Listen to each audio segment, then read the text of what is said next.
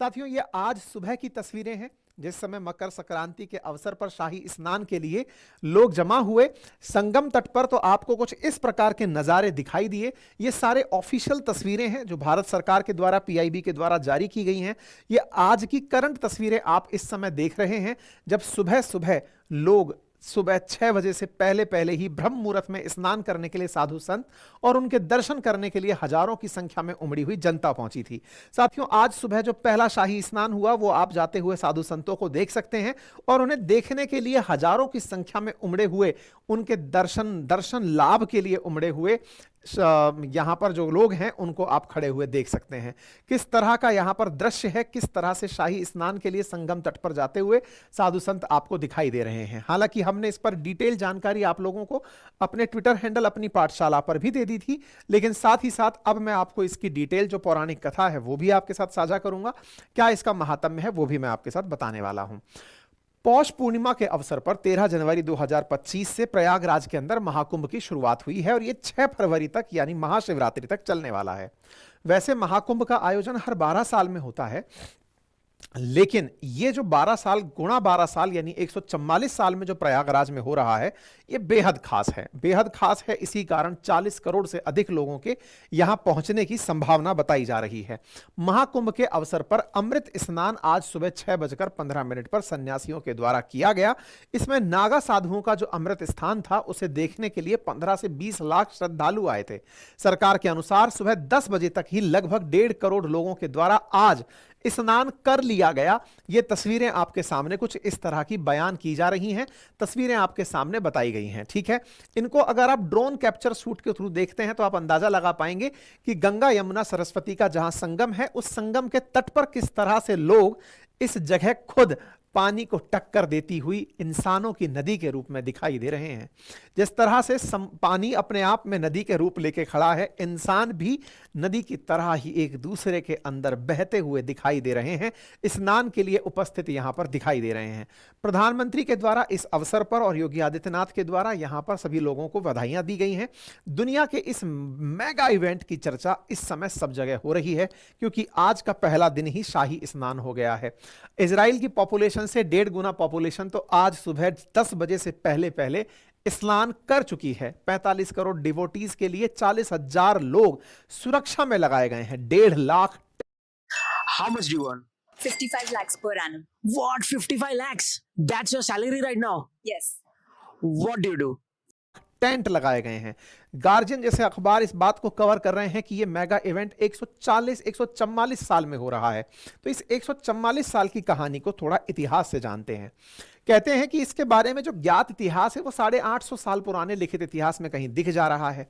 कहते हैं कि हेनसांग नाम से भारत के अंदर एक चीनी यात्री आए थे। उन्होंने अपनी पुस्तक में लिखा था कि सम्राट हर्षवर्धन समय समय पर जाकर के प्रयागराज जाकर के अपनी संपत्ति दान करके आया करते थे। साथ ही साथ में कहानियों में यह भी बताया जाता है कि इसकी शुरुआत असल मायने में देवताओं और असुरों के बीच में छिड़े एक 12 दिवसीय युद्ध के रूप में हुई थी। जब अमृत को लेकर के झगड़ा हो रहा था, उस अमृत के झगड़े में देवताओं का एक दिन 12 साल के बराबर होता है। तो 12 × 12 यानी 144 साल। तो 144 साल यानी देवताओं के 12 दिन के बराबर। उस 144वें दिन 12 दिन पूर्ण होने के बाद में अमृत कलश निकला और उस अमृत की कुछ बूंदें अर्थ पर गिर गई थी और वो अर्थ पर जहां गिरी, इस मंथन के बाद वहां पर अब कुंभ भरा करता है। वो 4 जगह पर जो बूंदें गिरी उनमें प्रयागराज, हरिद्वार, उज्जैन और नासिक का नाम निकलकर आता है। इन 4 जगह पर कुंभ का आयोजन किया जाता है। हरिद्वार, प्रयाग, नासिक और उज्जैन में कहा जाता है कि यहां पर अमृत कलश को चुराने के लिए जयंत के साथ सूर्य, चंद्र, बृहस्पति और शनि गए थे। इसीलिए इनकी दशाओं के आधार पर तय किया जाता है कि कुंभ का आयोजन कहां होगा। हरिद्वार में चैत्र मास के अंदर जब गुरु शनि की कुंभ राशि में और सूर्य मेष की राशि में होता है तब जाकर के आयोजन होता है। प्रयागराज में माघ मास में जब गुरु मेष और वृषभ राशि में हो और सूर्य और नवचंद्र दोनों शनि के मकर राशि में हो। उज्जैन में चैत्र मास में गुरु जब सिंह राशि में हो और सूर्य जब मेष राशि में हो। और नासिक में भाद्रपद मास में जब सूर्य और गुरु दोनों सूर्य की अपनी सिंह राशि में हो और जब सूर्य, चंद्र और गुरु तीनों अमावस्या की कर्क राशि में हो, तब जाकर के यहां पर कुंभ का आयोजन किया जाता है।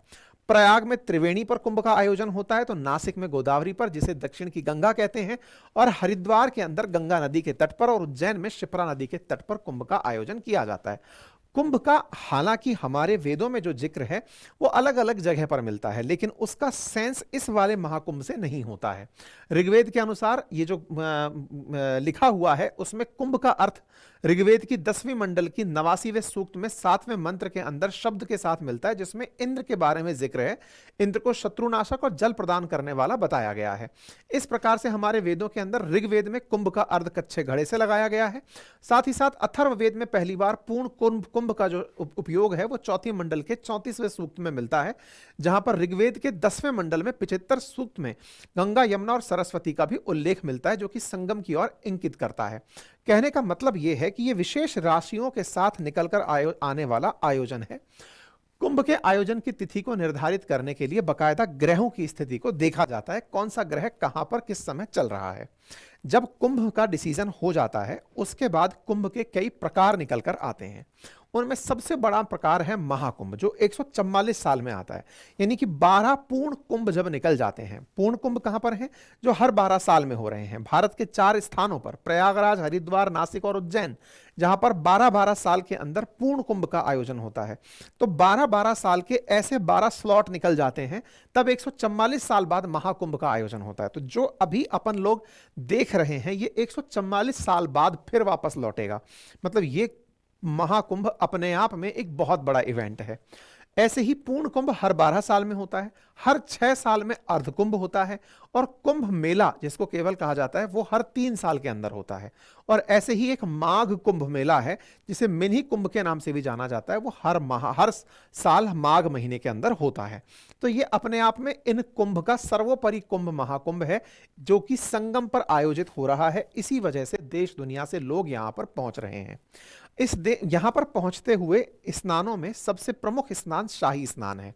शाही स्नान मतलब जब संगम पर पहुंच रहे हो तो नदी के अंदर आप डुबकी लगाओगे, तो डुबकी लगाने का एक पर्टिकुलर डे, मतलब एक पर्टिकुलर खास दिन शाही स्नान के नाम पर जाना जाता है। कहा जाता है कि शाही स्नान के दिन अगर कोई व्यक्ति स्नान करता है तो उसके काफी सारे मतलब पुराने पाप नष्ट हो जाते हैं, साथ ही साथ उसकी जो पूर्वज हैं उनकी आत्माओं को शांति मिलती है। शाही स्नान का महात्म्य काफी है, और ऐसे में नागा साधुओं को शाही स्नान में जाते हुए इन तस्वीरों के माध्यम से आप देख सकते हैं।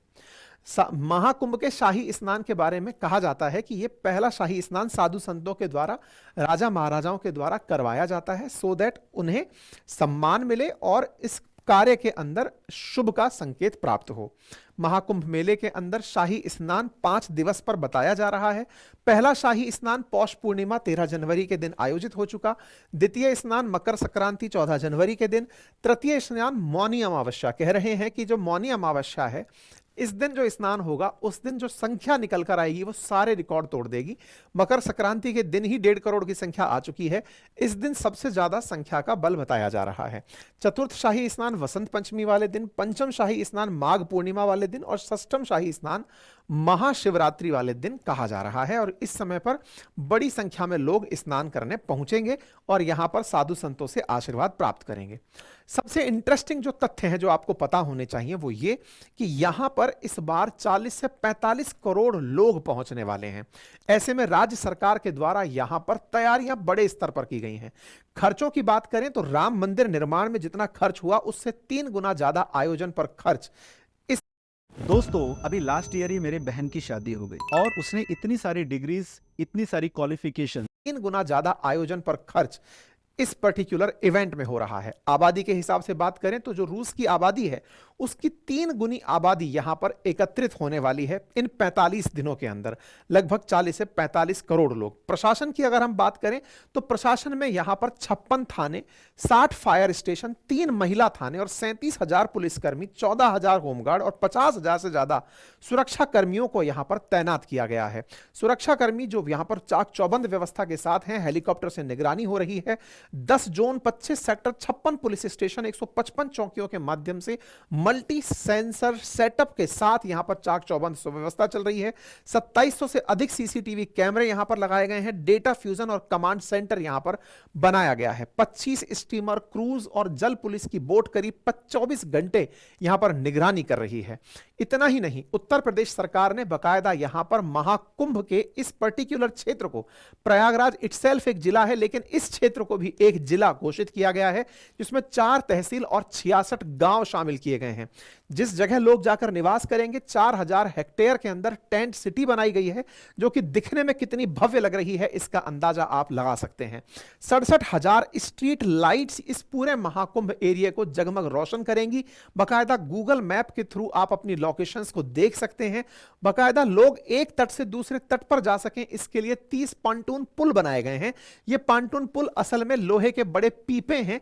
उनको पीपों के ऊपर टेम्परेरी तरीके से, ताकि वो पानी में डूबे नहीं और उसके ऊपर से लोग ट्रांसफर हो सकें, ऐसे पॉन्टून पुल बनाए गए हैं। यहां लोगों को आसानी से पहुंचाने के लिए 13,000 ट्रेनें लागू चलाई गई हैं, जो कि लोगों को एक जगह से दूसरी जगह ले जाने में योगदान देने वाली हैं। 45,000 परिवार जो हैं उनको एम्प्लॉयमेंट अपॉर्चुनिटी इस महाकुंभ से मिलने वाली है। जहां एक और चाक चौबंद सुरक्षा है, वहीं पर लंबी लाइन पर्टिकुलर पानी के लिए भी बिछाई गई हैं। इतना ही नहीं, यहां पर जब रेवेन्यू की बात की जा रही है, तो सरकार को यहां से 2 लाख करोड़ रुपए का रेवेन्यू बढ़कर प्राप्त होने वाला है। कहा जा रहा है कि 40 करोड़ लोग यहां आएंगे। अगर एक व्यक्ति भी 5,000 रुपए खर्च करता है तो सीधा सीधा 2 लाख करोड़ रुपए का राजस्व प्राप्त होता है। देश की जीडीपी में उसका एक बड़ा योगदान साबित होता है। जहां इंफ्रास्ट्रक्चर पर सरकार ने लगभग 7,000 करोड़ खर्च किए हैं, इन 2 लाख करोड़ के टैक्सेशन से ही 25,000 करोड़ से ज्यादा उत्तर प्रदेश को टैक्स कलेक्शन हो जाएगा। यह अपने आप में एक बड़ा अनुमान है। कुंभ मेला जो 2019 में आया था, उससे 1.2 लाख करोड़ रुपए का राजस्व प्राप्त हुआ था। तमाम प्रकार के पर्यटन उद्योग को और लोगों को रोजगार के अवसर मिले थे। उम्मीद की जाती है कि इस बार इस महाकुंभ से भी राजस्व के अंदर बेहतर बढ़ोतरी होगी। तो अपने आप में यह बड़ा काम होने जा रहा है, जो कि आईपीएल से 10 गुना ज्यादा कमाई सरकार की कराने वाला है। इसीलिए उत्तर प्रदेश सरकार इसके आयोजन में पूरी तरह चाक चौबंद है। बाकी आप सब लोग भी जाकर इस